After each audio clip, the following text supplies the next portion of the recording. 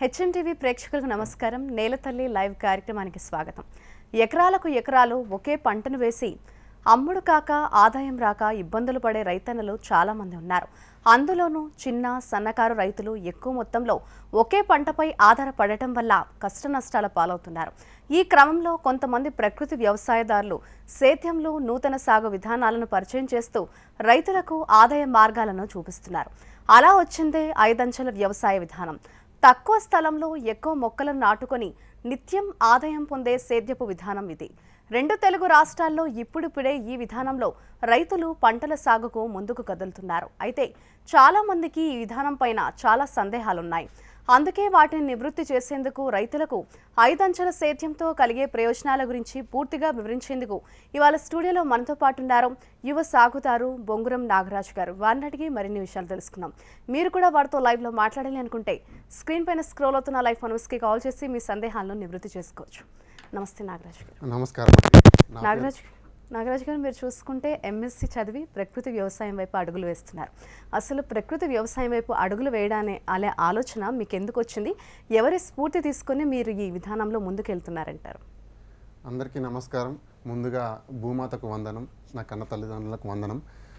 నేను MSc biotechnology వివిధ central యూనివర్సిటీస్లో చదివి తర్వాత రీసెర్చ్ అండ్ డెవలప్మెంట్, తర్వాత క్వాలిటీ అష్యూరెన్స్లో ఉద్యోగాలు చేశాను. సో అప్పుడు వందలాది కెమికల్స్ని నేను రీసెర్చ్లో వాడేవాడిని. సో ఆ కెమికల్స్ యొక్క ప్రభావం నాకు పూర్తిగా అవగాహన ఉంది. కానీ అటువంటి సమయంలోనే నేను విష రసాయనాలతో పండించిన ఆహారాన్ని బయట షాపులలో కొనుక్కొని తినాల్సి వచ్చేది. సో దీని ద్వారా మానవ జీవితం దాదాపు 100 సంవత్సరాల నుండి 50 నుండి 60 సంవత్సరాల వరకు తగ్గించబడిందనమాట. ఈ జీవనకాలం తగ్గింపుతో పాటు అనేక అనారోగ్య సమస్యలకు మానవుడు గురి కాబడుతున్నాడు. సో ఇదంతా ఆహారం, ఫర్టిలైజర్స్ మరియు పెస్టిసైడ్స్తో కూడిన ఆహారం తినడం ఇష్టం లేక నేను ఉద్యోగాలను, మంచి కెరియర్ను వదిలిపెట్టేసి మంచి వ్యవసాయం అంటే ప్రకృతి వ్యవసాయం చేద్దామన్న ఉద్దేశంతో మా సొంత ఊరైనటువంటి హబ్షిపూర్ గ్రామంలో 7 ఎకరాల్లో ప్రకృతి వ్యవసాయం 3 సంవత్సరాల క్రితం మొదలుపెట్టాను. అంటే ఇది కేవలం ప్రకృతి వ్యవసాయం అంటే ఎటువంటి ఫర్టిలైజర్స్, పెస్టిసైడ్స్ లేకుండా సహజంగా సాగు చేయడం అని అన్నమాట. సో ఈ ఆహారాన్ని మనం తిన్నట్టయితే కనుక ఖచ్చితంగా బ్రతికినన్ని రోజులు ఆరోగ్యంగా సంపూర్ణ ఆయుష్తో బతకవచ్చన్న ఉద్దేశంతో నేను మా కుటుంబ సభ్యుల కోసం ముందుగా మొదలుపెట్టాను. ఇప్పుడు దాదాపు ఒక 100 కుటుంబాలకు ప్రతి సంవత్సరం నేను ఆహారాన్ని సప్లై చేయగలుగుతున్నానని చెప్పుకోవడానికి చాలా గర్వపడుతున్నాను. ముందుగా ఈ అవకాశం ఇచ్చినటువంటి హెచ్ఎంటీవీకి ప్రత్యేక కృతజ్ఞతలు. నాగరాజు గారు, ప్రకృతి సేద్యంలో చూసుకుంటే అనేక పద్ధతులు ఉన్నాయి. మీరు ఏ పద్ధతిని అనుసరిస్తున్నారు? అయితే ముందుగా నేను సుభాష్ పాలేకర్ గారి పాఠాలన్నింటినీ చదువుకున్నాను, వారి క్లాసెస్ని అటెండ్ అయ్యాను. తర్వాత భారతదేశంలోని వివిధ ప్రాంతాల్లో జరుగుతున్నటువంటి వ్యవసాయ పద్ధతుల్ని అన్నీ అన్వేషించడం కోసం వివిధ ప్రాంతాలను నేను సందర్శించడం జరిగింది. అందులో భాగమే మధ్యప్రదేశ్లోని సాగర్ ప్రాంతంలో ఉన్నటువంటి ఆకాష్ చౌరేషే గారు. వీరేంటంటే లేయర్ ఫార్మింగ్ పైన ఎక్కువగా పరిశోధన చేస్తారు, ట్రైనింగ్ కూడా ఇస్తారు. సో నేను అక్కడ ట్రైనింగ్ తీసుకొని రావడం జరిగింది. సో వారి ట్రైనింగ్ని నేను కంప్లీట్గా మా యొక్క వ్యవసాయ భూమిలో ఫీల్డ్లో అప్లికేషన్ చేయడం జరిగిందనమాట.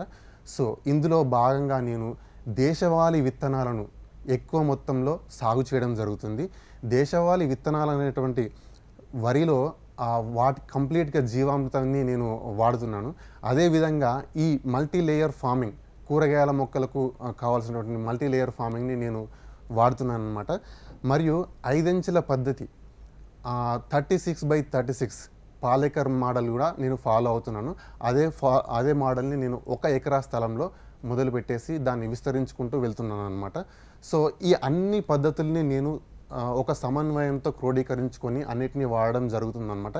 ఎందుకు అన్నీ వాడడం జరుగుతుందనేది కూడా ఒక క్వశ్చనే. ఇప్పుడు వ్యవసాయంలో రీసెర్చ్ చేసి వాళ్ళ జీవితాలను మొత్తం మనకు అంకితం చేసినటువంటి పద్మశ్రీ డాక్టర్ సుభాష్ పాలేకర్ గారి మెథడ్ అయితేనేమి, అదేవిధంగా ఆకాష్ చౌరేషే గారి మెథడ్ అయితేనేమి, అదేవిధంగా గోపాల్భాయ్ సుతారియా గారి మెథడ్ అయితేనేమి, సివిఆర్ మెథడ్ అయితేనేమి, ఈ విధంగా వ్యవసాయంలో ఎంతో అనుభవం సాధించినటువంటి నిష్ణాతులైనటువంటి మనకు చాలామంది ఉన్నారు. వీరి యొక్క ఒక్కొక్కరి పరిశోధన యూనిక్ అనమాట. సో ఈ పద్ధతిని, ప్రతి ఒక్క పద్ధతిని కనుక మన రైతు కనుక మన వ్యవసాయ క్షేత్రంలో మనం పాటించినట్టయితే కనుక మంచి పరిశోధనతో పాటు మంచి ప్రయత్నాలు చేసి మనం మంచి రిజల్ట్స్ని తెచ్చుకోగలం అన్న ఉద్దేశంతో నేను సుభాష్ పాలేకర్ గారి మెథడ్ అండ్ ఆకాష్ చౌరేషియా గారి మెథడ్ అండ్ మన గోపాల్ భాయ్ సుతారి గారి మెథడ్ ఇవన్నీ 3 ఫాలో అవుతున్నాను అనమాట. సో వీటి వల్ల నేను చాలా లాభాలు అయితే పొందగలుగుతున్నాను. ఏంటంటే భూమి యొక్క సారవంతం చాలా ఎక్కువగా అవుతుంది, భూమి చాలా మన కంట్రోల్లో వస్తుంది అనమాట. అదేవిధంగా వీటి నుంచి పండించిన పంటల్ని కనుక మనం తిన్నట్టయితే కనుక సంపూర్ణ ఆరోగ్యంతో ఉండొచ్చు. సో ఆరోగ్యానికి ఆరోగ్యం ప్లస్ మార్కెటింగ్లో కూడా మంచి గుర్తింపు, తర్వాత మంచి లాభదాయకం ఉంటుందన్నమాట. సో అన్నిటినీ కలగలుపుకొని మనం వెళ్తే కనుక ఈ ప్రకృతి వ్యవసాయం ఈ పద్ధతులన్నీ కూడా చాలా లాభసాటిగా ఉంటాయి.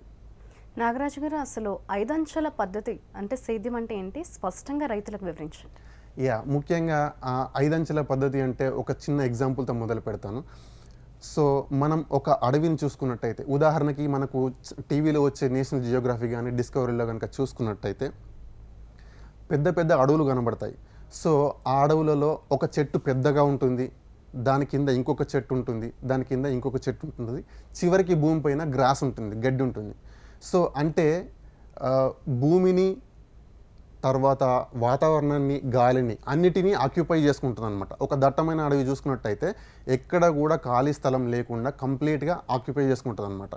సో ఇదే అంచెల పద్ధతి. అంటే అంచెలు అంటే ఏంటంటే మనము భూమికి ఇచ్చే నీటిని కానీ, తర్వాత పోషకాలను కానీ వీటన్నిటిని సమృద్ధిగా ఉపయోగించుకోవడం కోసం మొక్క అనేది పెద్ద మొక్క, దానికన్నా కింద మొక్క, తర్వాత కింద మొక్క ఇవన్నీ అడ్జస్ట్ చేసుకుంటాయి అన్నమాట. ప్రకృతిలో ఒకదానికొకటి అడ్జస్ట్ చేసుకుంటాయి.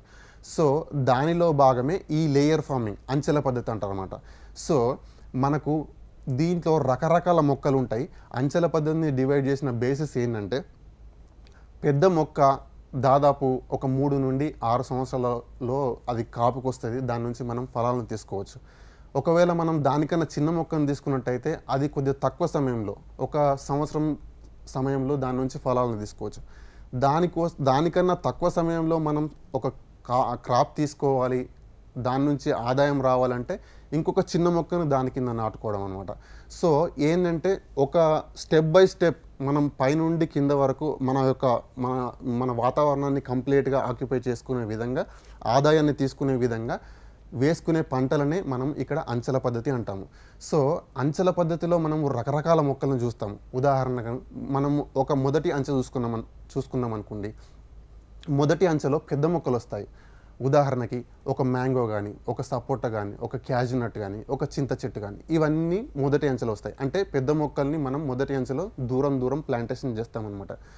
సో మరి పెద్ద మొక్కలకు పోషకాలు కావాలి, ఆ పెద్ద మొక్కలు సహజంగా పెరగాలి, మనం చేసేదే సహజ పద్ధతి.